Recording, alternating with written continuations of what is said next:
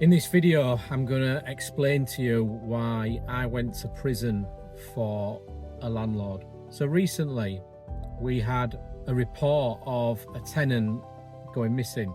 So I carried out several checks on the property.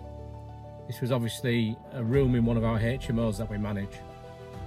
And it was clear the tenant hadn't been there for a while.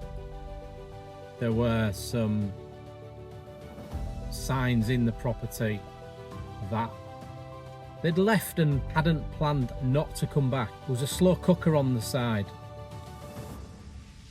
and it had what I can only describe as putrid chicken tonight. I lifted the lid and had a sniff. Oh, big mistake. Yeah, it smelt a bit.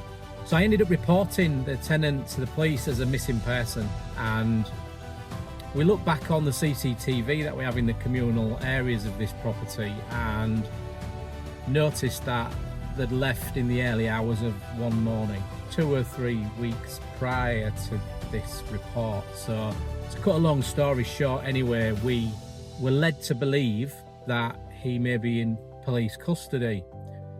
So the police gave me a couple of email addresses for the 2 local prisons that I could email to see if that person was indeed at either of those prisons.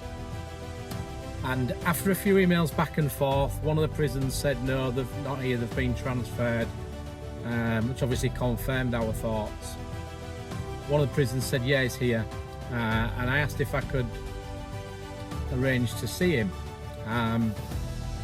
Now, it wasn't an easy process because obviously I'm not a friend and I'm not a relative or anything like that. So we ended up organising a legal visit, which is basically what somebody's solicitor, social worker, that sort of profession would arrange with a prison. And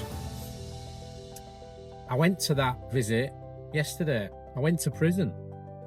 First time for me, you'd be glad to hear. First time I've been in a prison, so it was quite an experience actually. Inside, I'd describe it like your old school, in that, like, the waiting room had pictures and stuff on the wall, and then you'd have an orange wall, you'd have a blue wall, you'd have a green wall, like a 70s or 80s school. So quite an experience. And then obviously you're led through various parts of the building by a prison officer. But prior to that, I had to be searched.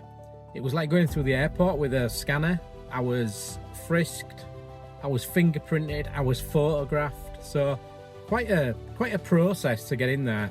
And I sat down with the tenant / prisoner and basically had a chat about their welfare, to be fair, to start with.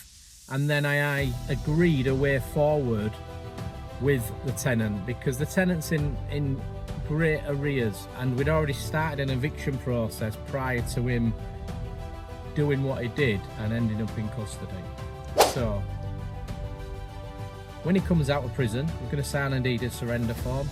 He's going to leave the premises, and we've come to a financial agreement with the arrears. So all good. That's it. So that's the story of why I went to prison for a landlord. Take care.